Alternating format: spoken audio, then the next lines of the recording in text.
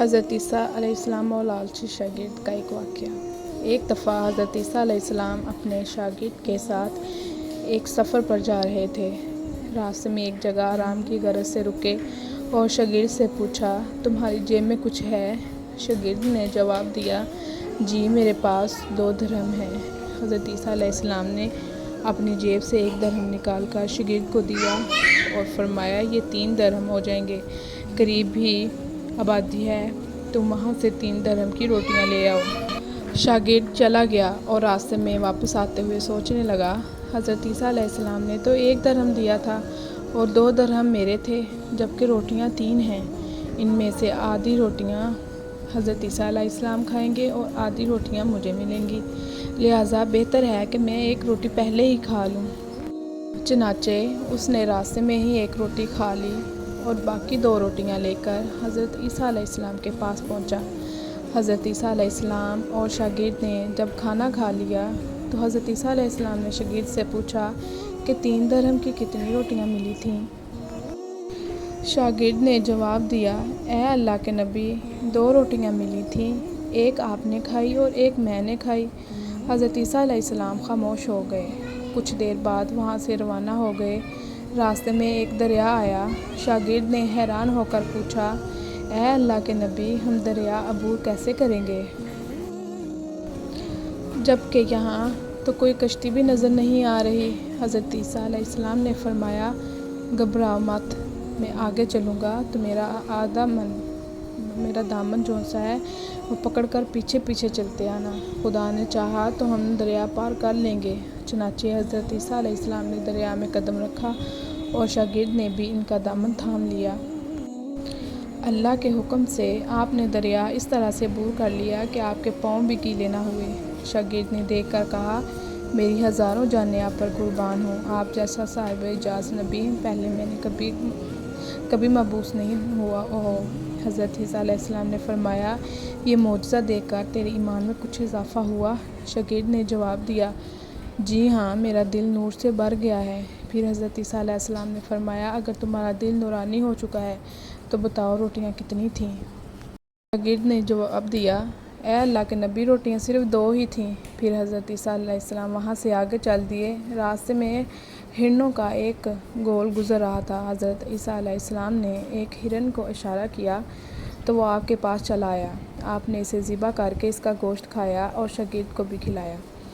جب دونوں گوشت کھا چکے تھے تو حضرت عیسیٰ علیہ السلام نے اس کی کھال پر ٹھوکر مار کر کہا کہ اللہ کے حکم سے زندہ ہو جا۔ ہرن نے زندہ ہو گیا اور واپس دوسرے ہرنوں سے جا ملا۔ شاگرد یہ معجزہ دیکھ کر حیران ہو گیا اور کہنے لگا، اللہ کا شکر ہے کہ جس نے مجھے آپ جیسا نبی اور استاد عطا فرمایا۔ حضرت عیسیٰ علیہ السلام نے فرمایا، یہ معجزہ دیکھ کر تمہارے ایمان میں کچھ اضافہ ہوا؟ شاگرد نے کہا، اے اللہ کے نبی، میرا ایمان پہلے سے دگنا ہو چکا ہے۔ حضرت عیسیٰ علیہ السلام نے فرمایا، پھر بتاؤ روٹیاں کتنی تھیں؟ شاگرد نے پھر وہی جواب دیا، اے اللہ کے نبی، روٹیاں بس 2 ہی تھیں۔ حضرت عیسیٰ علیہ السلام پھر آگے کی جانب چل پڑے۔ ایک جگہ پر قیام کیا تو دیکھتے ہیں کہ ایک پہاڑ کے دامن میں سونے کی 3 اینٹیں پڑی ہوئی ہیں۔